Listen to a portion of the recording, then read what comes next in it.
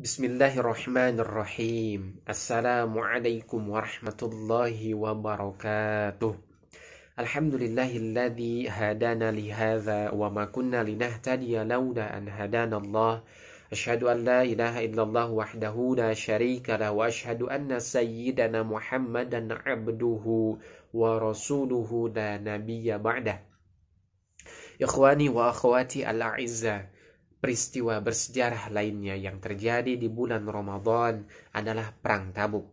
Perang ini merupakan salah satu perang terbesar dan juga perang terakhir yang diikuti oleh Rasulullah sebelum beliau wafat. Bahkan beliau sendiri mengambil peran sebagai panglima pada perang ini.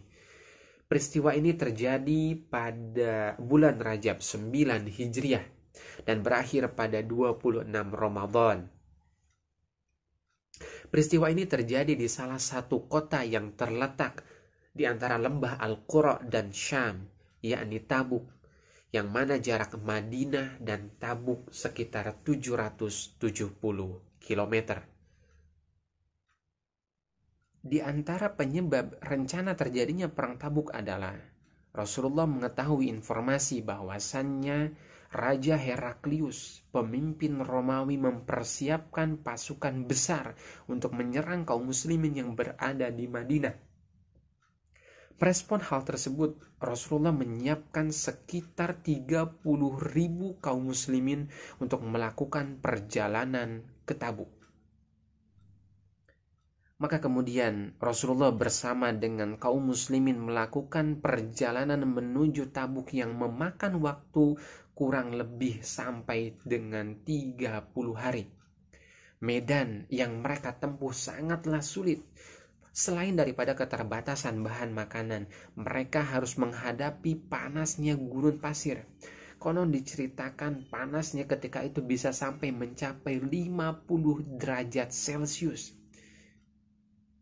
Perang ini bahkan dijuluki dengan Jaishu al-Usrah, artinya pasukan yang berada dalam kondisi kesulitan.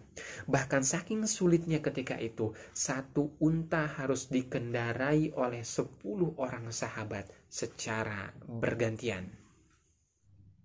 Sesampainya di Tabuk, Rasulullah menyampaikan pidato yang penuh semangat di hadapan kaum muslimin. Maka seketika itu motivasi jihad semakin muncul pada diri kaum muslimin. Bahkan sebelumnya, sebelum berangkat menuju Tabuk, Rasulullah menganjurkan para sahabat untuk menginfakkan harta yang mereka miliki sebagai perbekalan di perjalanan. Maka tidak sedikit di antara para sahabat yang menginfakkan sebagian hartanya, bahkan lebih dari setengah hartanya diinfakkan. Ada Abu Bakar, ada Umar bin Khattab, Utsman bin Affan. Mereka menginfakkan lebih dari setengah hartanya sebagai perbekalan kaum muslimin untuk menuju Tabuk. Singkat cerita, Rasulullah dan para sahabat sudah bersiap untuk bertempur melawan musuh. Namun ternyata pasukan Romawi yang ditunggu tak kunjung datang. Mereka ketakutan tatkala mengetahui jumlah kekuatan kaum muslimin ketika itu. Akhirnya mereka lebih memilih untuk berpencar di wilayah Syam, bersembunyi di benteng-benteng yang ada di sekitar sana.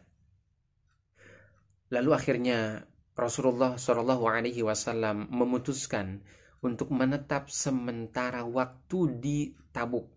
Lalu kemudian beliau mengirimkan pasukan-pasukan kecil ke wilayah sekitar Tabuk.